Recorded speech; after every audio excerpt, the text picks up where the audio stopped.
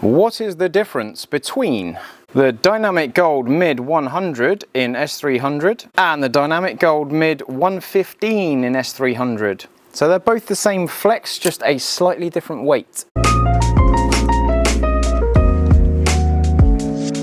I'm going to use both of these on the same head. I have the Callaway AI200 and it's got this adjustable loft sleeve here on the demo kit, so I can choose flat, upright, more loft, less loft. I can kind of mess around with this quite a lot. I do have a video on that if you really want to see, but you won't see this unless you're in a fitting facility. Loft wise, I'm not going to make any changes, but lie angle wise, I'm going to go 2 flats with 2 minuses on there and screw that bad boy in. So let's have a bash with this one. What have I got in there first? I've got the Dynamic Gold 115.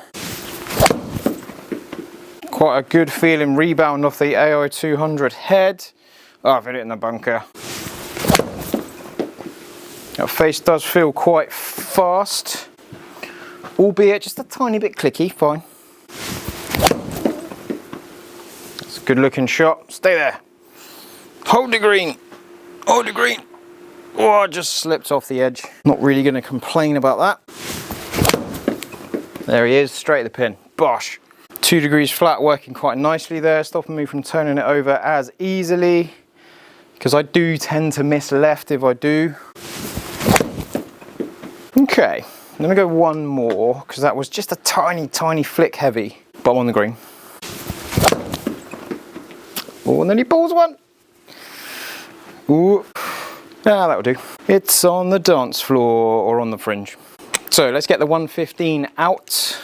That comes off and this goes on. Same settings, please. Minus on the lie angle.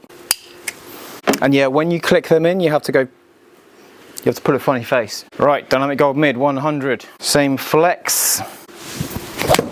Oh, that felt slightly quicker. Doesn't necessarily mean longer, just felt easier to release through the ball. Okay, does it have a difference in height? Does it have a difference in spin? It definitely has a difference in ease. I did find with the Dynamic Gold Mid 115 that it was just a little bit harder and harsher than the Modus 120. That's looking pretty good so far. Oh, groove thin. I'm not going to complain about that because I'm on the green. Don't feel like I'm going as far, so we'll see what my swing differences are. Whether my speed's changed, anything like that. It does feel a little bit higher. Let's just see how much by. First things first, let's get rid of any anomalies. That first shot was much slower than the rest, so you can go away in the 115. And I've got same sort of, yeah, those last 2 were a bit slower.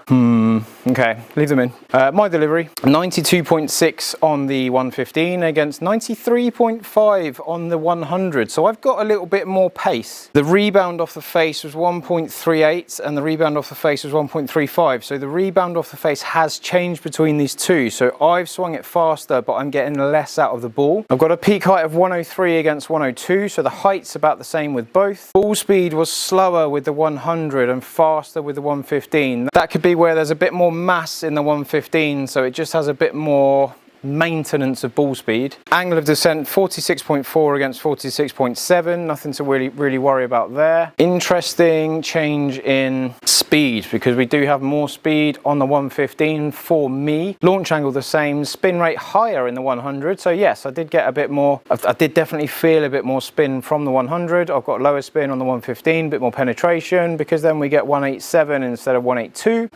The red one, 115, I've hit a little bit straighter. I got the mid 100 a little bit further to the right, interestingly, but there we go. Slight differences between the two there. I've got a little bit more force going through the ball in the 115. It does feel a little bit harder, a little bit harsher.